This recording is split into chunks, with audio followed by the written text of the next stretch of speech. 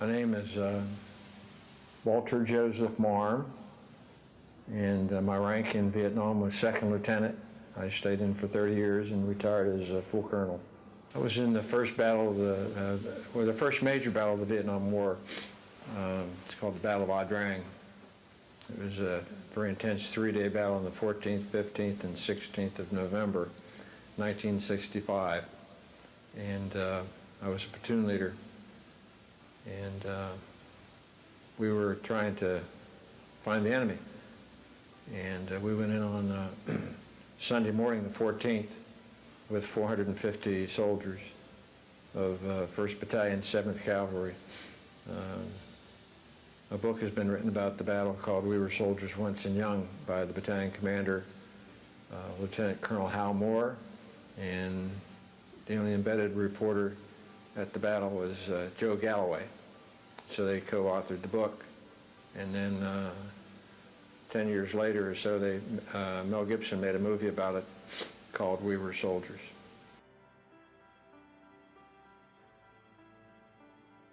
We tell all the veterans that it was, everything that happens in combat is very, very tough, and there's a lot of brave actions and things that go on that aren't recognized. And so we're the caretaker of the medal for all the brave men that we served with. And so that's very, very important that they're recognized for their actions. And so that's, not only the Vietnam War, but other wars before and after.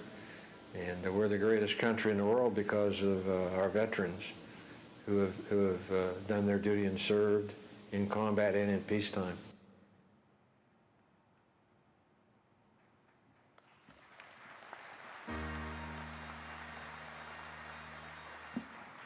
A life member of American Legion Post 639 in Claysville, Pennsylvania, our next speaker earned the Medal of Honor for the amazing bravery and valor of his actions during the first major battle involving Americans in the Vietnam War, Ia Drang Valley, the same battle famously depicted in the Mel Gibson movie, We Were Soldiers.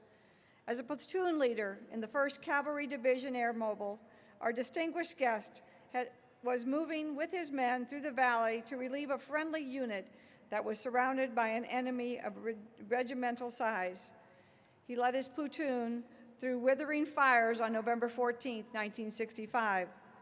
After seeing 4 enemy soldiers moving toward his position, he moved quickly and annihilated all 4. When his platoon was under machine gun attack, he deliberately drew the machine gun fire toward himself, then attempted to destroy the nest with an anti-tank weapon. He charged 30 meters across open ground and drew significant fire while hurling grenades at the enemy position, killing some of the 8 insurgents manning it. Although severely wounded and out of grenades, he continued the momentum of the assault with his rifle and killed the remaining insurgents. His selfless action broke the enemy assault and rallied his units to continue toward accomplishing his mission.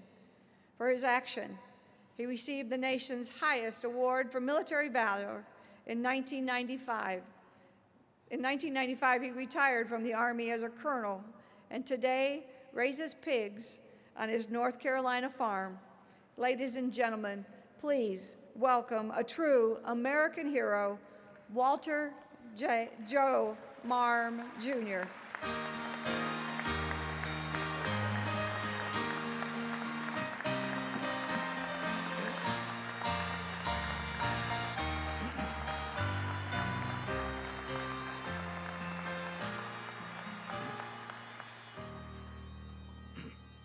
It's an honor for me to be here. As the commander said, I've been a member of the Claysville Post for 50 years. Claysville is it's in western Pennsylvania. I was born and raised in a small little town in western Pennsylvania called Washington, PA, the home of the Whiskey Rebellion. And it's also the home of Pony League Baseball. Pony is for 13 and 14-year-old boys. And a lot of people don't know what PONY stands for, but it's for Protect Our Nation's Youth, P-O-N-Y. And growing up, they would have the World Series there every year, just like Williamsport does for the Little League that just concluded. I'm a big baseball fan. I went to many of the American Legion post-11 games in Goldsboro, North Carolina.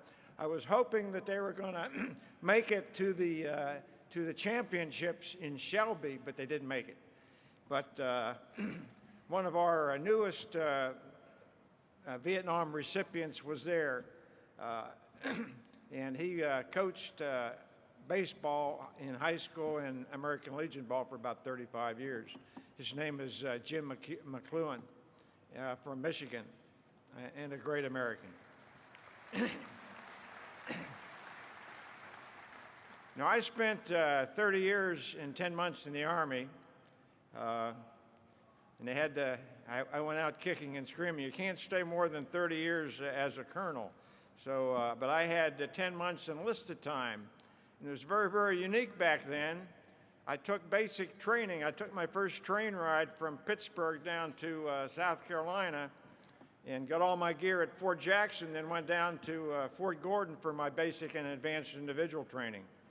In basic training, we had the M1. In advanced individual training, we had the M14. And then in OCS, we carried the M16 rifle. So it's kind of unique to have all those weapons and to work with them and to shoot them. So that was very, very special.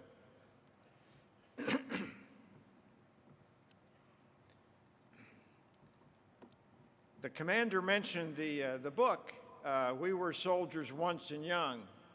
It took a long time. We would go to reunions and ask our battalion commander, Colonel Moore, and Joe Galloway how the book was coming along. And after it was published in 1992, after many, many years of research, and they wanted to get it right. And 10 years later, they came out with the movie. Mel Gibson starred as Colonel Moore, and Sam Elliott played the Sergeant Major. And I thought he made the movie with some of his one-liners, but it was a very, very good movie. People asked me how accurate was the movie, and most of the veterans, they were making a Hollywood movie, not a documentary. And so it's about 70% accurate. But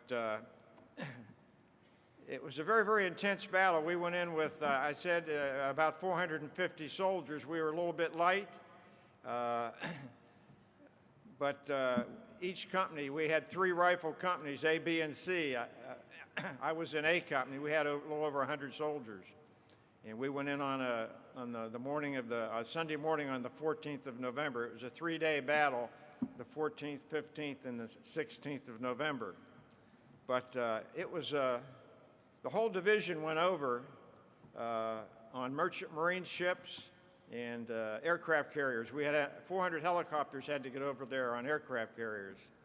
And one of our units, they were the recon unit, it was called the 1st of the 9th Cavalry, was commanded by a Lieutenant Colonel Stockton.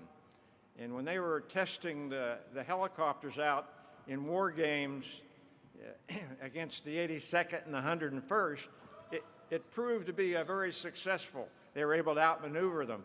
And so had there not been a Vietnam War, I don't think the Army would have purchased or had an air mobile division, because it was so expensive with 400 helicopters and all the, but it was our Jeep. Everywhere we went in Vietnam, we went by UE helicopters primarily.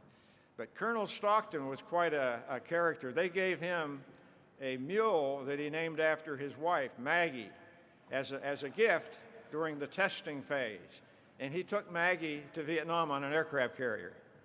And he also is famous for the cavalry Stetson. And all of his troops we were wearing baseball caps back then as our normal wear. But his troops would go out and were purchasing these black Stetsons. And the general didn't like it. And he told Colonel Stockton to take that Stetson off and put the baseball cap back on. So he went back and talked to his troops, and he came back and talked to the general. And he said, "Sir, can we wear the Stetsons for ceremonial occasions?" The general scratched his head and said, "Okay, ceremonial occasions." Well, everything was a ceremonial occasion. So they continued to wear it, even in Vietnam they would wear it. But we were a group of draftees enlisted, just a composite group in all races and religions, but it was an outstanding unit, and I'm very fortunate to have served with a unit that had been training and working and testing the air assault concept, for about 6 months before we went over there. I was in Ranger School in the last phase. It was a very tough course. My best preparation for Vietnam. It was in the Florida phase. They called out 40 names. They said, "Your order's now being changed. You can make a phone call home to your wife or your parents and tell them you aren't going to where you're supposed to be going. You're going to report into Fort Benning." And the rumor on the street, it wasn't official yet, but that unit was heading to Vietnam. So after Ranger School, I reported in and was assigned to the 1st of the 7th, which is the General Custer's unit, from the Little Bighorn. And during that battle, we thought we were in another Little Bighorn, but we had a lot of assets Custer didn't have. We had the entire division ready to support us. We had, on the second day of the battle, the 15th, we had B-52 strikes come in and decimated the side of the mountain called Chupong to help put out the enemy. But it was a very, very intense battle. My action happened on the first day of the battle. There was one platoon that was trapped, and we were trying to get up to it. We made 2 attempts that day, and on that second attempt, we prepped our positions to give us a little. We prepped it with artillery fire and mortar fire, and so that softened the enemy up a little bit. The movie Had It Right, which came out, like I said, about 10 years later. You think of Vietnam, you think of heavy jungle.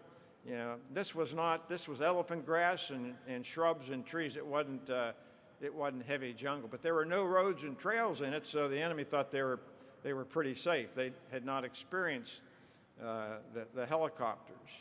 But the enemy units were fresh too. They had just traveled down from North Vietnam, but their heavy mortar platoon or heavy mortar battalion and their anti-aircraft battalion had not arrived yet. So that was a plus for us. And so we had tremendous support. It was a total team effort. The Air Force provided over 400 airstrikes against the enemy targets. And we had a lot of our own organic 105 howitzer support from 12 howitzers that were strategically placed. But people often say, well, why did you do it, and why didn't you get your men to do it? In the heat of battle, a couple things happened. One of the company runners came over to me and said, the commander's been killed, you're in charge. I says, wow, just like in Ranger School, they put you in a critical position in a very critical time. So I told my platoon sergeant to take over. I was going to go over and take over the company. So I went over to the company area, and there's my company commander talking on the phone, and he hadn't been shot or wounded. And so I missed the first word because of all the battle noise. If my company commander gets killed or wounded, you're in charge. So I was very lucky that he was a great commander and made it through the whole battle. Of the 4 companies, A, B, C, and D, 2 of the commanders, B Company and D Company, were wounded and evacuated from the battle area. But the other 2 company commanders made it and were great leaders, as was Sergeant Major Plumley and the battalion commander, Hal Moore. Now, the embedded reporter came in the evening of the first day, that evening. They were bringing in our ammunition and taking out the wounded. And so he came in, and he was in the morning of the second day. They were in a big, the enemy made 3 attacks on us early in the morning, and he was hugging the ground, and the sergeant major come up to him, and he kicked him in the stomach gently and said, "Sonny, you can't take any pictures down there." So Joe Galloway, the embedded reporter, got up and started recording the battle and taking some pictures of the battle. But back to the first day, I tried to get one of my men to shoot you're familiar with the bazooka. We called it a light anti-tank weapon. It's a one-shot disposable tank-killing weapon. And I told my men to shoot this anti-tank weapon into this solidified rock anthill, which is about 7 feet high and had shrubs and trees around it. And that was right to our front, and that's where there were bad guys all around there. He tried to do it, and it didn't go off. So what you do, I took it from him, and I rearmed it, which I closed it up, and I opened it back up, and I shot the law into the bunker, and it went off, made a big boom, and I thought we had destroyed the position. But so we started moving forward again, and we're taking more enemy fire. And this is when I told another one of my men to, in the heat of battle, I was using sign language to go up and throw a grenade over the top. But he thought I meant throw it from where we're at, and it deflected and landed in front and didn't do any damage.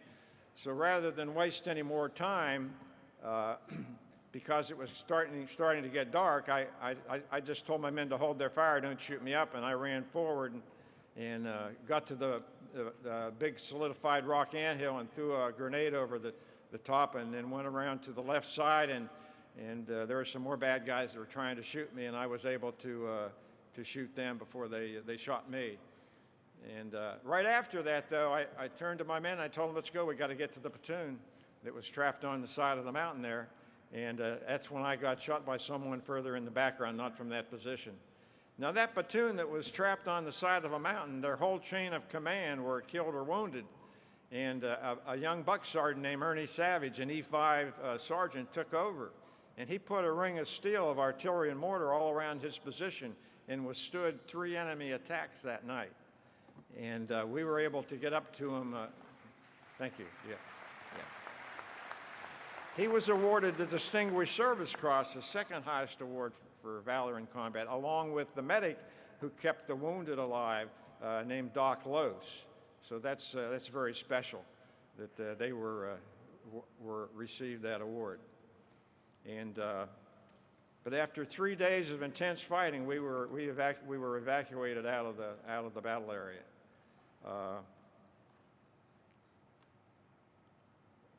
There's about 12 of us that are going back to Vietnam, sponsored by the Greatest Generation that took World War II vets over to Europe and Korean War vets to Korea. Now they're starting to take Vietnam vets back to Vietnam. And we're going to go in November, right around the time of the battle, so that'll be very special to go and visit the battle area again in November of this year. But it's an honor for me to wear the medal, like I mentioned in the film there, that I wear the medal for all the brave men and women that I served with. There's so much valor and bravery that goes on in combat that can't be recorded. So it's just an honor for me to wear this for them, because I'm just the caretaker of it for them. And I was very early in the Vietnam War. And it happened on a cold December day, on the 19th of December, 1966, 13 months after the battle. I spent 3 months recuperating in Valley Forge Army Hospital near Philadelphia from my war injuries. My mouth was wired shut. I was on a strained baby food diet for 3 days. For 3 months, actually, not 3 days, 3 months, while my jaw healed up. And so I'm very fortunate. I feel that God works in strange ways, in mysterious ways, but he has a plan for each and every one of us, and we just have to figure out what that plane is. Another inch or two, it would hit my jugular vein and killed me. So I'm very fortunate to be alive and to be with you today. I'm very impressed with, thank you. I'm very impressed with, this is my first American Legion convention in 50 years. I should have been here more often, but I'm very impressed with all you do for our country. It's a great organization, and thank you for all you do and all you're doing for our great country. I want to finish it by quoting Shakespeare when he said, "We few, we happy few, we band of brothers, for he who sheds his blood for me shall be my brother." And we are truly a band of brothers and sisters. God bless you, and God bless America.